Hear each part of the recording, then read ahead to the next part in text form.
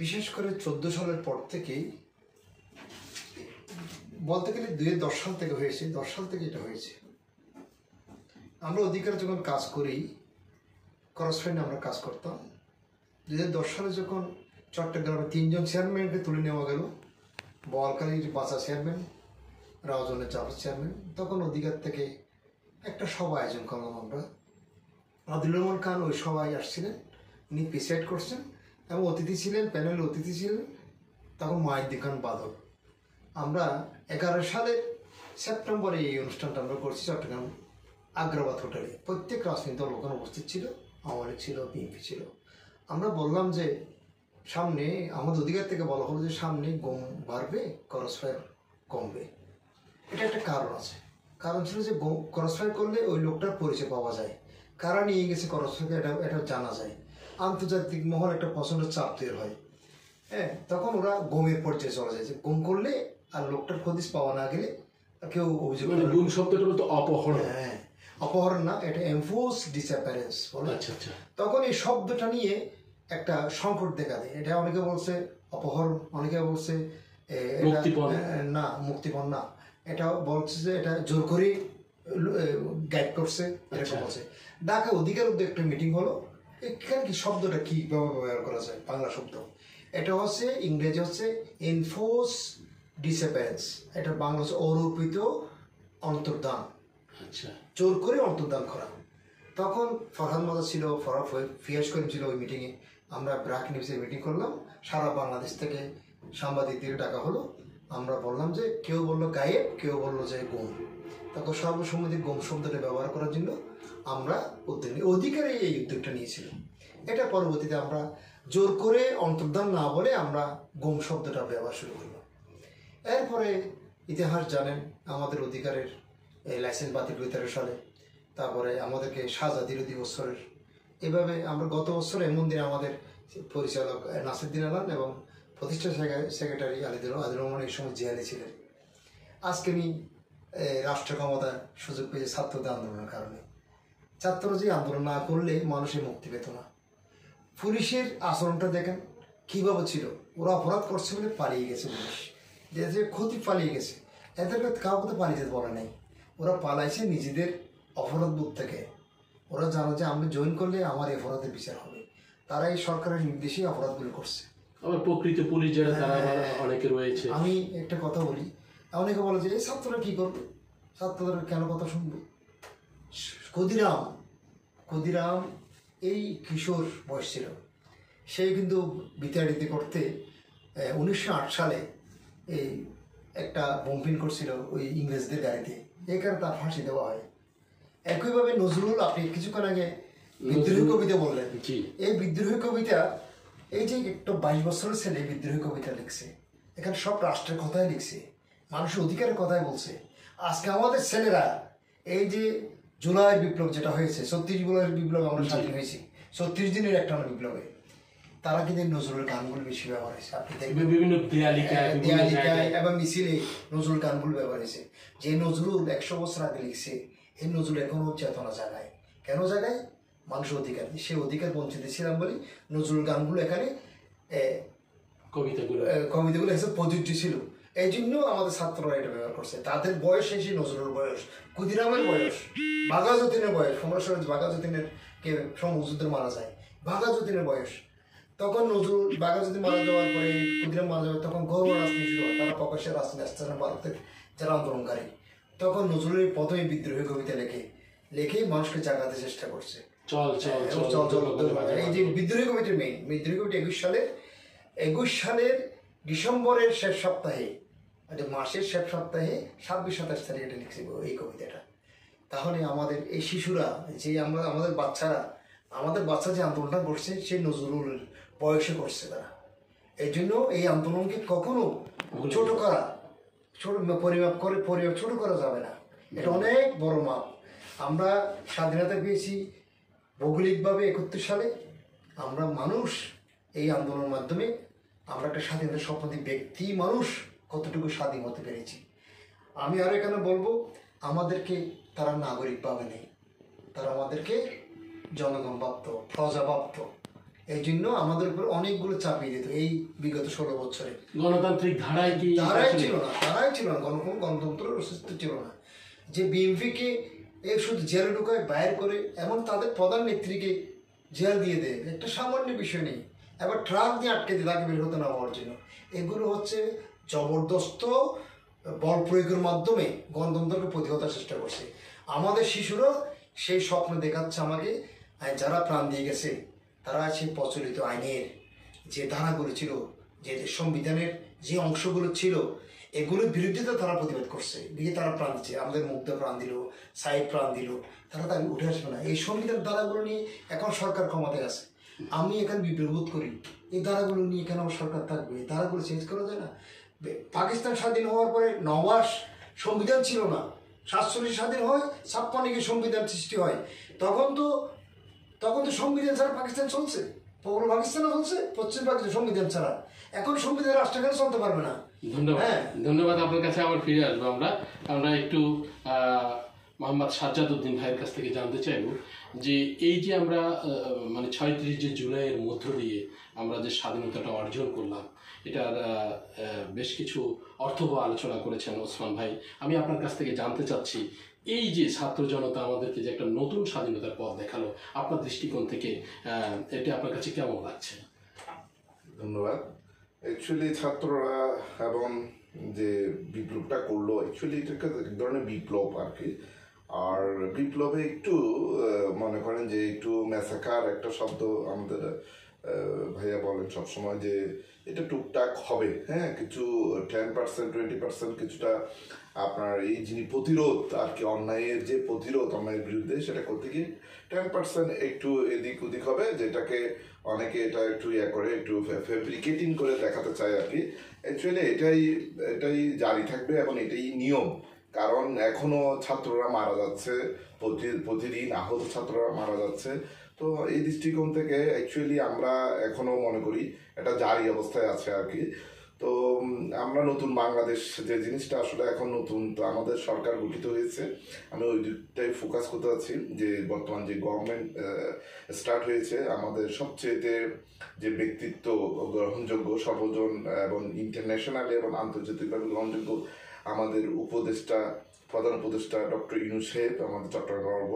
তো উনি যেহেতু ওখানে এখন দায়িত্ব পালন করছেন, সাথে ওনার সাথে আমার গণপূর্ত উপদেষ্টা আদিলুর রহমান সহ এরকম অনেক নামি দামি যারা উপদেষ্টারা এবং অত্যন্ত পরীক্ষিত এবং সর্বজন বিদিত, তারা দায়িত্ব গ্রহণ করছেন।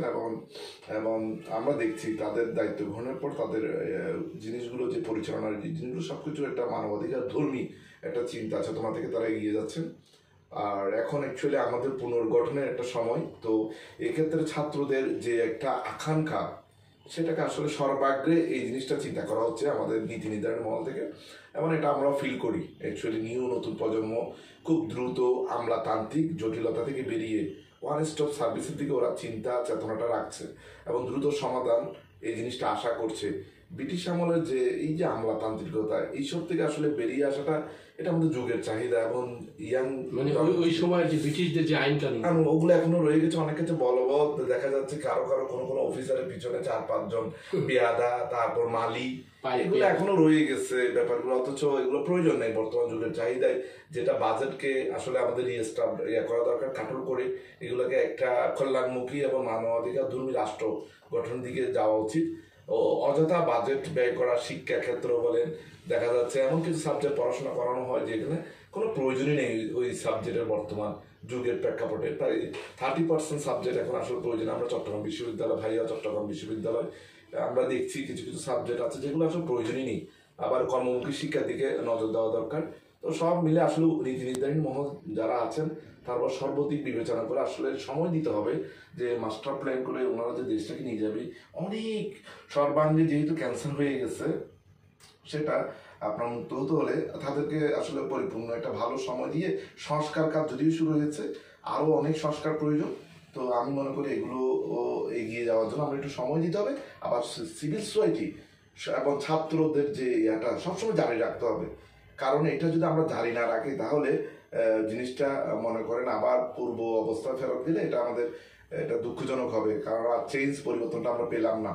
তো আমরা মনে করি এদিকটাই আমরা সকলে নজরদারি এবং জারির মধ্যে রাখবো। ধন্যবাদ ধন্যবাদ ওসমান জাহাঙ্গীর ভাই।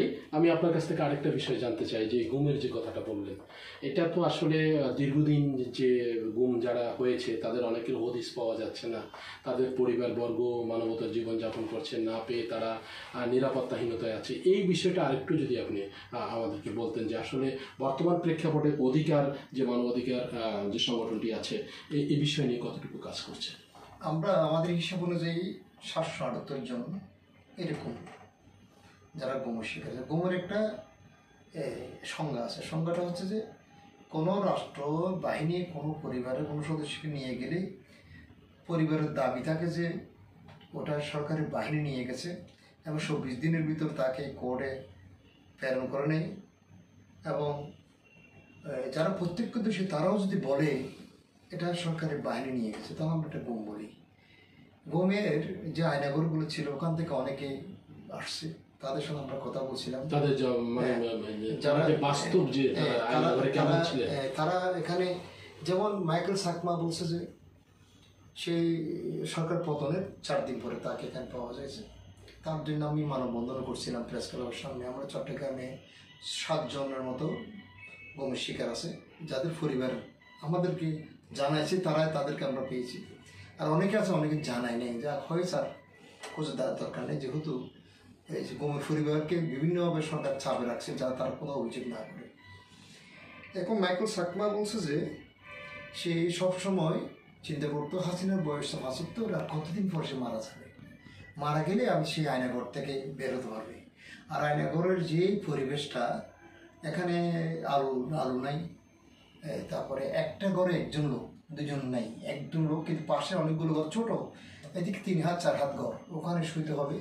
ওখানে ধরে নিয়ে যেত বাথরুমে, চোখ বেঁধে নিজের বাথরুম থেকে আনা হতো, একবেলা খাবার দেওয়া হতো, আর ওষুধ খোলে পড়ে থাকতো। অনেক কান্নাকাটি করলে ওখানে চিকিৎসক আসতো। আরেকজন বলি, সে বলছে যে আমি তার নামটাকে বলতে চাচ্ছি না, সে বিএনপির আমলের একজন রাষ্ট্রদূত ছিলেন ব্রিটেনের, তাকে 18 সালে নিয়ে গেছে, 4 বছর বাদে 1.5 বছর তাকে ছেড়ে দেওয়া হয়। সে বলছে যে মানে একজন ইন্ডিয়ান আর্মি তাকে চিকিৎসা করতে আসছে, হিন্দি ভাষায় কথা বলছিল, সে তাকে চিনছে, তার মুখ বলা হচ্ছে, কিন্তু ওই লোকটাকে চিনছে যে সে রাষ্ট্রদূত ছিল। স্যার আপনি রাষ্ট্রদূত ছিলেন, আপনি নিশ্চিত থাকেন, আমি যে আপনাকে ছেড়ে দেওয়া হবে। এরপর তাকে ছেড়ে দেওয়া হয়, ওটা ছিল এটি ইন্ডিয়ান আর্মি। তাহলে এই যে রাষ্ট্রীয় হেফাজতে কিছু বাহিনী এবং কিছু ঘর তৈরি করছিল, ডিটেনশন সেন্টার, যেটাকে আমরা আয়নাঘর বলি। এটা একটা নেত্র নিউজ একটা ফিল্ম বানাইছিল, একজন ঘুম থেকে বেরোল, সেটা নাম দিয়েছিল আয়নাঘর। কারণ আয়নাঘর শব্দটা সে শুনছে যে ওখানকার ভিতরে আর্মিরাই যারা ওখানকার দেখভাল করতো তারাই শব্দগুলো ব্যবহার করতো, আয়নাঘর। তো এখন এগুলো হচ্ছে যে বিভিন্ন বাংকার আছে না, ওই যুদ্ধের সময় এই বাংকারের মতো কিছু জায়গায় এদেরকে রাখা হয়েছিল আর কি। এখন বর্তমান সরকারে এই গুমের পক্ষে ডক্টর মীর সাহেব এই যে আন্তর্জাতিক কনভেনশন যেটা স্বাক্ষর করছে, এবং একজন বিচারককে দিয়ে কমিশন গঠন করা হয়েছে। এ পর্যন্ত 100টা অভিযোগ ওখানে জমা পড়ছে, যারা ব্যক্তিগতভাবে দিয়ে আসছে কোথায়। যেমন জাফর চেয়ারম্যানের ছেলে তখন সে শিশু ছিল, এখন সে যুবক, সে দিয়ে আসছে। এমনভাবে দিয়ে আসছে যে আমরা যে প্রক্রিয়ায় যে রিপোর্টটা তৈরি করি সে প্রক্রিয়া রিপোর্টটা তৈরি করছে। আমি অবাক হয়ে গেছি, এটা তো আমরা ট্রেনিং নিয়ে পরীক্ষা করি, কিন্তু সে নিজ থেকে কীভাবে করছে আমি যাই, কোথাও বছর ট্রেনিং নেয় নাই, সে ক্লাস 10-এর ছাত্র। সে জাফর চেয়ারম্যান ছেলে ওই রাউজান তার বাপকে 10 সালে নিয়ে গেছে। আমি এখানে একটা বিষয় বলি, আমরা সংবিধানের 11 অনুচ্ছেদে গণতন্ত্র মানবাধিকার শব্দ আছে।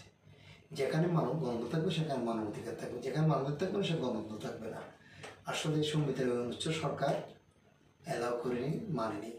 আর বর্তমান সরকার যারা আছে